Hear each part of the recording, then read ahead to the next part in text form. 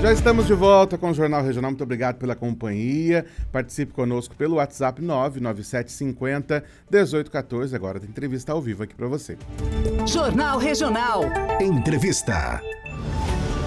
A recente aprovação da emenda constitucional que institui a reforma tributária sobre o consumo marca o início de um período de profundas transformações no sistema fiscal brasileiro. Impactos diretos e indiretos que alcançam desde o microempreendedor individual até as empresas do Simples Nacional, por exemplo. É fundamental que o empresário compreenda o novo cenário, que a população fique por dentro dessas mudanças. Por isso, conosco ao vivo está Rodrigo Espada, auditor fiscal da Receita Estadual de São Paulo, presidente da Associação dos Auditores Fiscais da Receita Estadual de São Paulo, também fundador do Movimento Viva, que foi um dos protagonistas na construção da reforma tributária. Rodrigo, muito obrigado pela presença aqui no Jornal Regional. Seja bem-vindo. Bom dia. Eu que agradeço, Eduardo. É um prazer estar aqui com você no Jornal Regional aqui da Rádio Pop.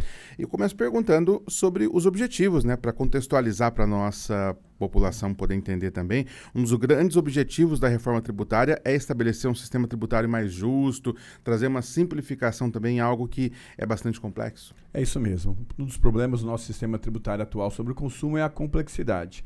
É um modelo que foi adotado lá em 1966, onde o mundo era totalmente diferente do que é hoje. Uma economia fechada, industrial. E aí a gente optou, naquele momento, por colocar vários tributos sobre a mesma cadeia produtiva. Por exemplo, nós temos o IPI, Imposto sobre Produtos Industrializados, o ISS sobre serviços, o ICMS sobre circulação de mercadorias, também o PIS e a COFINS. E aí quando você coloca muitos tributos, gera uma complexidade enorme, um custo para operar esse sistema que sujeita, os empresários, os empreendedores, a uma série de obrigações e um ambiente de insegurança. E onde tem insegurança não tem investimento.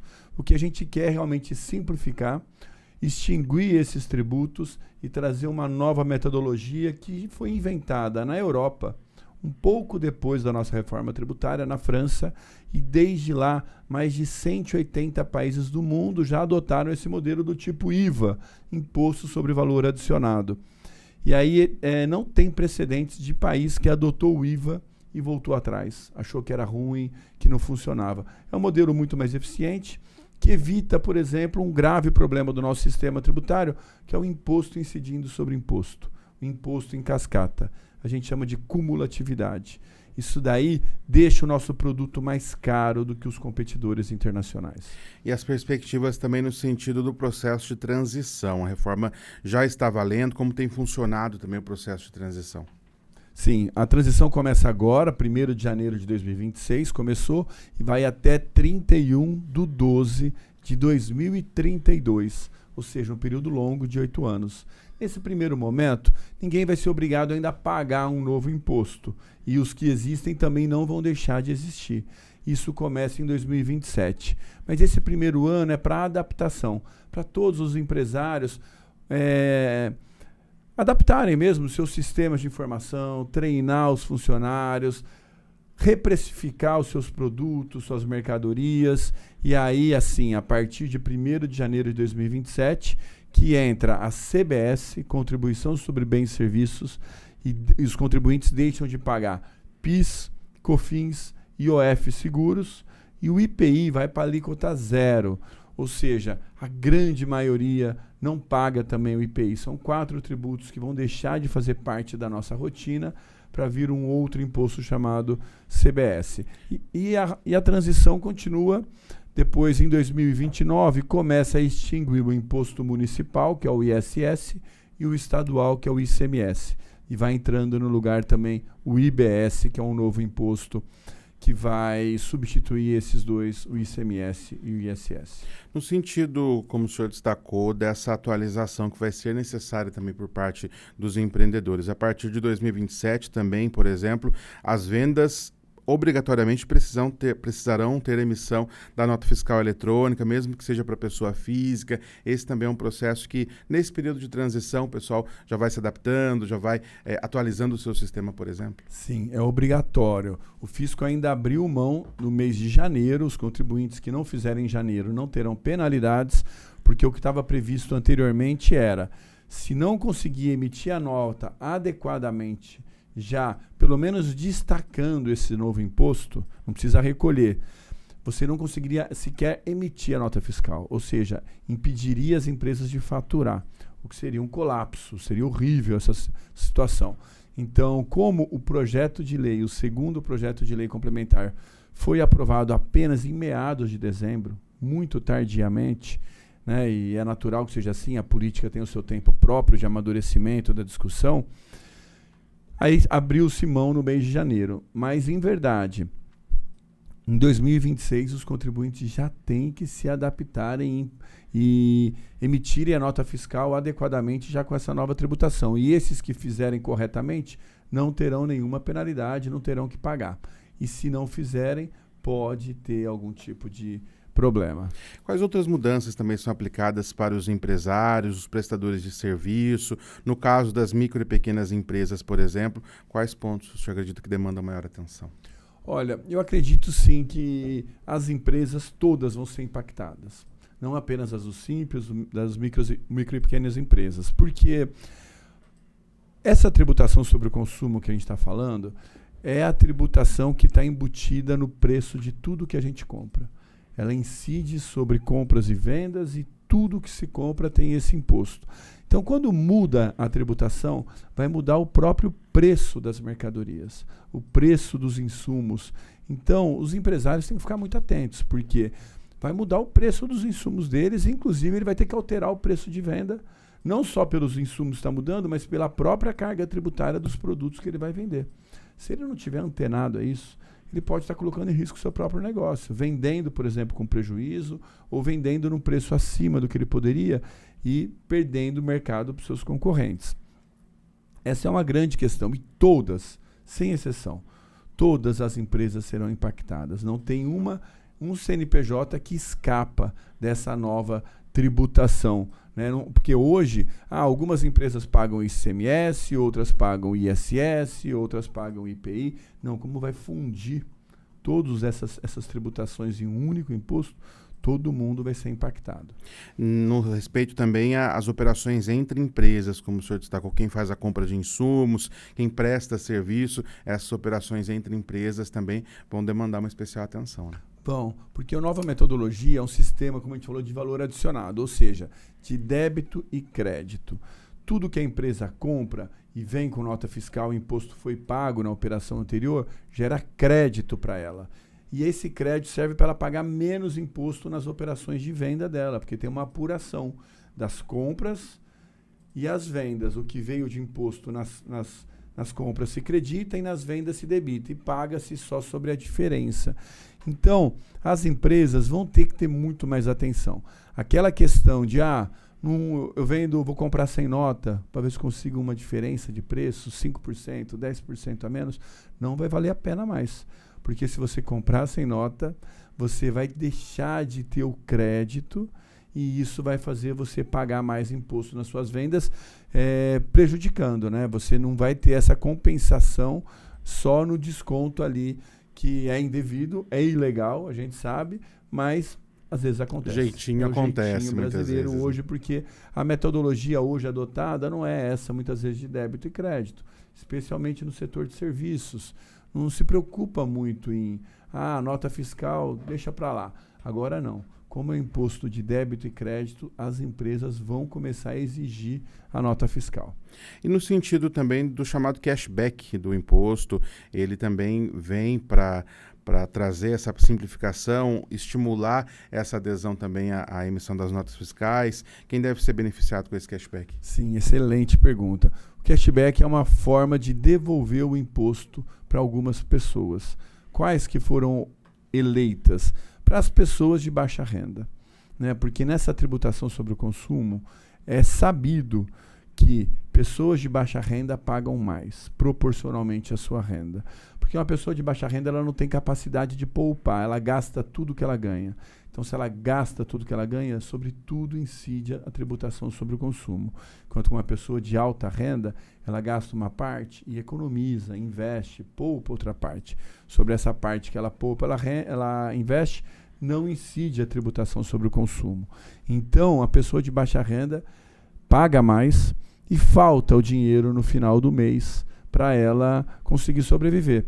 Então, o que se faz? Um cruzamento do CAD único com o gasto das pessoas. Se for uma pessoa que ganha até 2 salários mínimos, que estiver consumindo, há uma possibilidade de devolver uma parte do imposto direto para ela.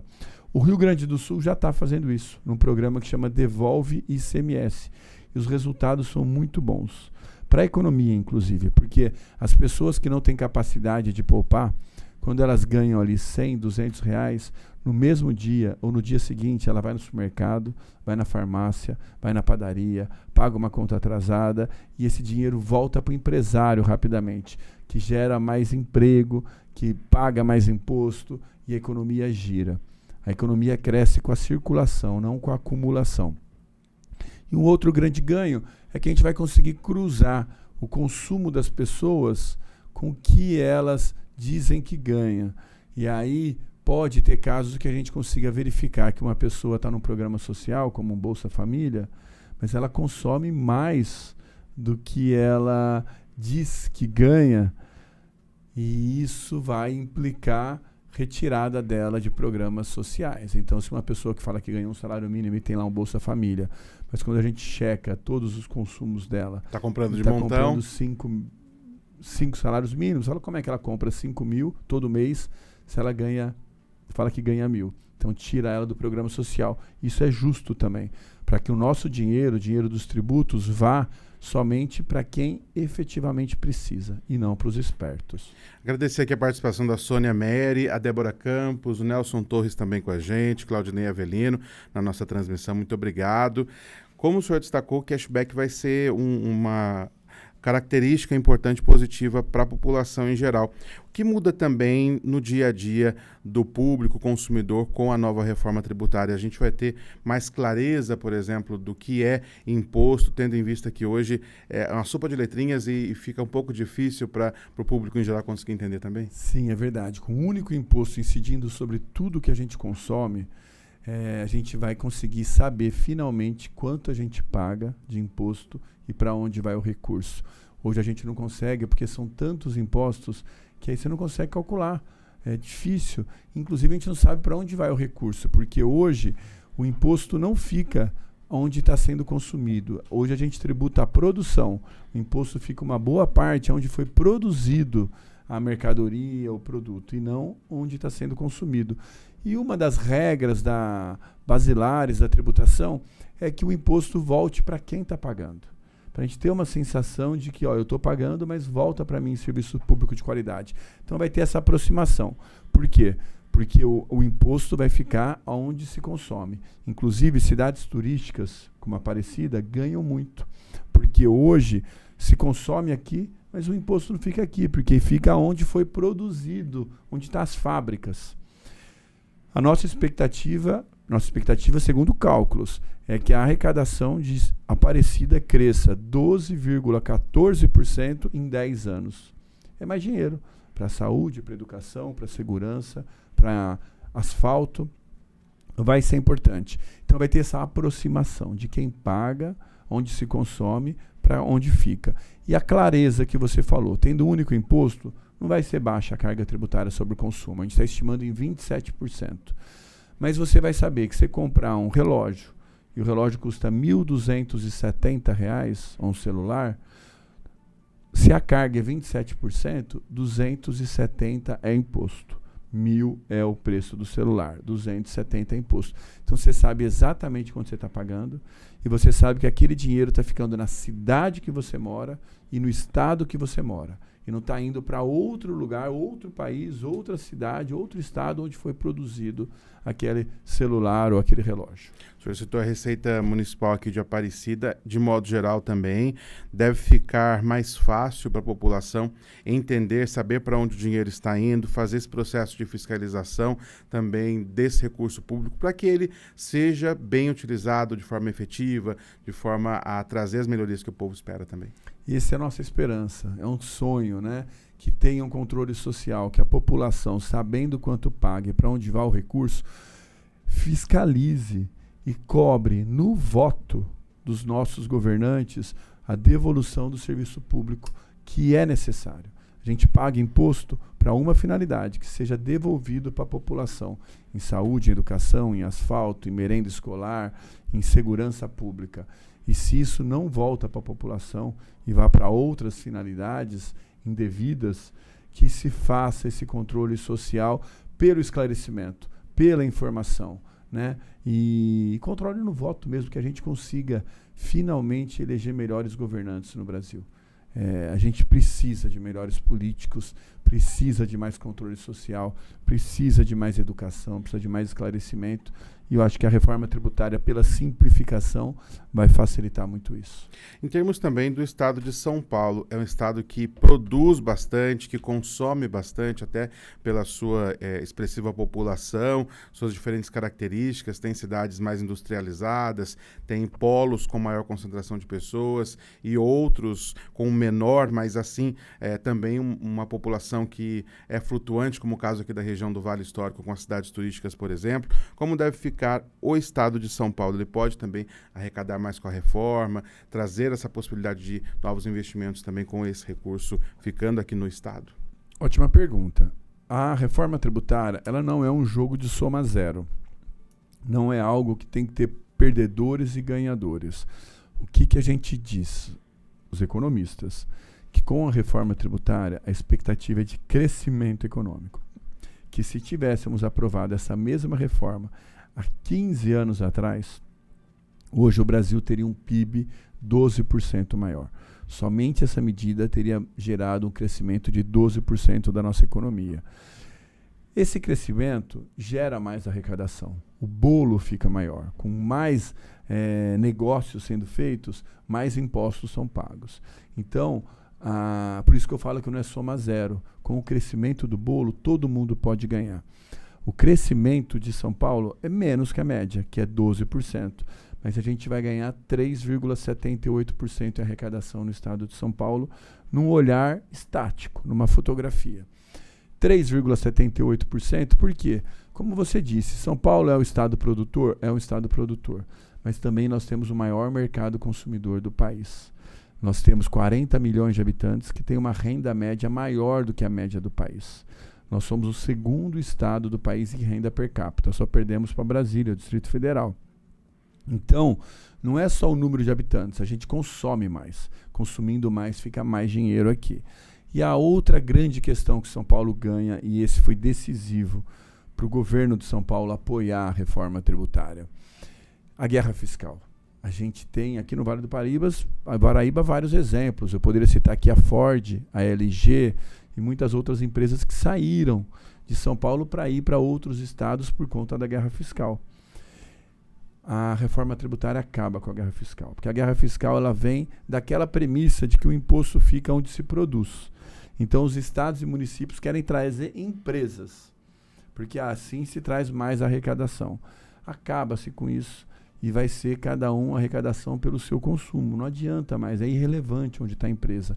O importante é onde está o consumo. Então, a gente volta a colocar as pessoas no centro das políticas públicas. O objetivo não é mais trazer empresas, é melhorar a qualidade de vida da população, para que tenha mais população, para que tenha mais pessoas vindo para a sua cidade e consumindo mais, ou ganhando mais, aumentando os salários da região. É isso que vai trazer crescimento da arrecadação e crescimento econômico. Com o fim da guerra fiscal, as empresas tendem a voltar a investir aonde está a melhor eficiência econômica. Ou seja, elas vão investir aonde tem a melhor estrutura logística do país, aonde tem melhor mão de obra qualificada, aonde está próximo do mercado consumidor. E esses pontos São Paulo leva vantagem. E o Vale do Paraíba, de modo especial, também pela localização estratégica, pela possibilidade também de novas áreas, também tem uma boa perspectiva nesse sentido. A gente tem galpões ociosos, por exemplo, fábricas ociosas, espaços para construção, cidades aí que têm um potencial muito grande para se desenvolver, que podem se beneficiar com isso também. Perfeito, ótima consideração. O Vale do Paraíba está próximo do Rio de Janeiro, está próximo de São Paulo, está próximo de Minas, está próximo dos portos aqui do litoral de São Paulo. Então é uma região estratégica, já com uma capacidade ociosa, né, industrial, que com pouco investimento já consegue começar a operar. A gente espera ter um crescimento. A gente levantou aqui das cidades do Vale do Paraíba, São José dos Campos é a única que perde, que é a cidade mais industrializada da região, acredito, ou das mais, perde 4% da sua arrecadação. Mas Caçapava ganha 12%, Taubaté ganha 10%, Jacareí ganha 4%, e como eu disse aqui, Aparecida também ganha 12%. A gente trazendo também essas considerações para a população em geral, como é uma reforma tributária voltada para essa tributação sobre consumo, existem isenções também que foram levadas em consideração nesse processo de construção dessa reforma tributária que é bastante complexo, isenções que foram levadas em conta também para beneficiar, como o senhor destacou, aqueles que são mais vulneráveis também. Sim, é verdade. A cesta básica, por exemplo, ficou com alíquota zero na reforma tributária, ou seja, zero de imposto em tudo que a gente consumir da cesta básica. A carne também ficou com alíquota zero, incluiu a carne na cesta básica, o que é bom para a gente, uma alimentação melhor. Também tem descontos em transporte, né, transporte coletivo de passageiros, 50% de desconto. Investimento, alíquota zero. Esse vai ser um grande motor de desenvolvimento econômico do nosso país. Qualquer empresa que quiser investir vai ter totalmente desonerado o imposto nos seus investimentos. Então, comprou uma nova máquina, tudo que foi pago daquele imposto que veio naquela máquina vai a crédito e ele deixa de pagar imposto já no dia seguinte, no mês seguinte. A mesma coisa com carros, equipamentos, móveis. Quer construir um novo galpão industrial, reformar, investiu, a empresa investiu no negócio, alíquota zero. Isso vai gerar muito crescimento econômico. E tem outras isenções que foram dadas, mas todas assim para atender setores específicos que precisam ou crescimento econômico. Buscar que essa reforma tributária seja um motor de desenvolvimento econômico e social do nosso país. 11h mais 42. Quero agradecer aqui o Nelson Torres, Oliveira Santos, Antônio Reis, João Carlos Justina, Geni Lima, também o William Davi, o Lúcio de Carvalho, o Rodrigo Oliveira e outros também que estão interagindo com a gente aqui durante a entrevista, durante a transmissão. Nosso muito obrigado. E agradeço também de modo especial o Rodrigo Espada, auditor fiscal da Receita Estadual de São Paulo, presidente da Associação dos Auditores Fiscais da Receita de São Paulo, por estar aqui conosco, trazendo nesse bate-papo de forma clara essas informações tão importantes para os nossos empreendedores aqui da região e para a população como um todo. Muito obrigado pela presença. Eu que agradeço, Eduardo, parabéns pela condução da entrevista, perguntas muito pertinentes aqui. Eu fico à disposição sempre que vocês quiserem. Eu sou aqui de perto, eu moro aqui em São Luís do Paraitinga com a minha esposa e meus filhos. Eu estou sempre à disposição aqui, apesar de estar sempre em São Paulo ou Brasília, mas eu passo toda semana por aqui. Com certeza, a gente segue trazendo essas informações importantes para você, ouvinte internauta aqui do Jornal Regional.